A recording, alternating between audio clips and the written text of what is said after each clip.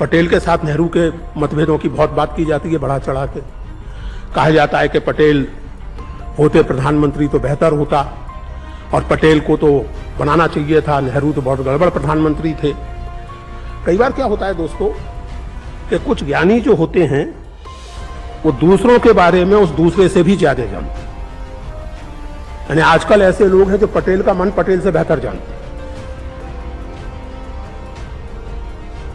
वो ये भूल जाते हैं और हम उन्हें बता नहीं पाते लोगों को कि बाद में ही नहीं 1936 में बहस इस बात पर थी कि सन 35 के गवर्नमेंट ऑफ इंडिया एक्ट के तहत सरकारें बनाई जाए या ना बनाई जाए। जवाहरलाल नेहरू सरकारें बनाने के खिलाफ थे, कांग्रेस के अधिकांश नेता पक्ष में थे। सारी बहस हुई, बहुमत से फैसला हुआ कि बननी चाहिए सरकारें, कांग्रेस को चुनाव में हिस्सा लेना चाहिए जो लिमिटेड फ्रेंचाइज पर आधारित था।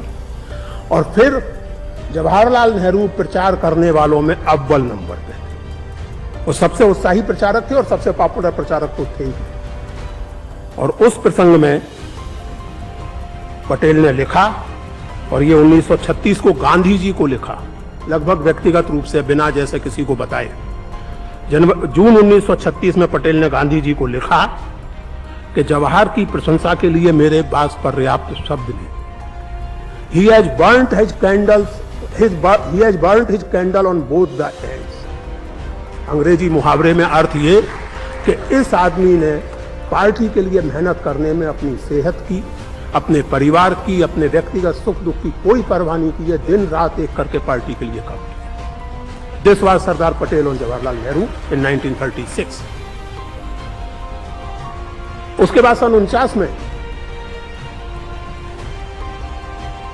सरदार पटेल ने जवाहरलाल नेहरू के लिए कहा, he is the leader of our लीजियंस।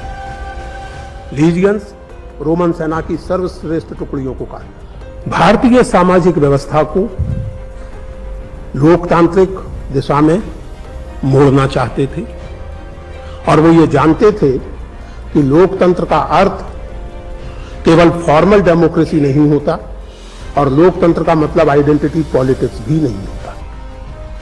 Jawaharlal Nehru इस बात को अच्छी तरह जानते थे कि economics is at the core of politics. असली मुद्दे खास करके भारत जैसे समाज में आर्थिक विषमता, सामाजिक अन्याय, जो यहां वर्ग के साथ साथ जाति की संरचना के कारण और भी जटिल हो जाता है अन्याय का मसला, इन सब से निपटे बिना, इन सबको ठीक किए बिना भारत को एक मजबूत देश नहीं बनाया जा सकता। और जाहिर है कि ऐसे परिवर्तन अगर होंगे तो वो जो वेस्टेड इंटरेस्ट है उनके खिलाफ जाएंगे।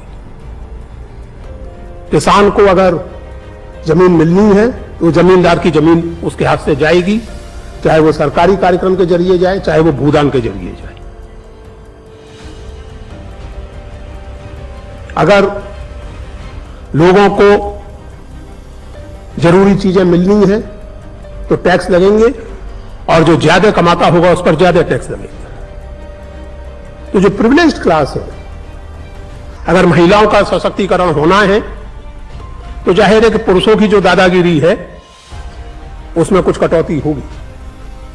अगर दलितों और आदिवासियों और पिछड़ों को सामाजिक आर्थिक संरचना में कुछ हिस्सा मिलना है तो जाहिर है कि वो हिस्सा उनकी कीमत पर मिलेगा जिन्होंने अपनी जन्मजात अस्मिता के आधार पर इन संसाधनों पर एकाधिकार सैकड़ों सालों से, हजारों सालों से बना रखा है, तभी मिलेगा।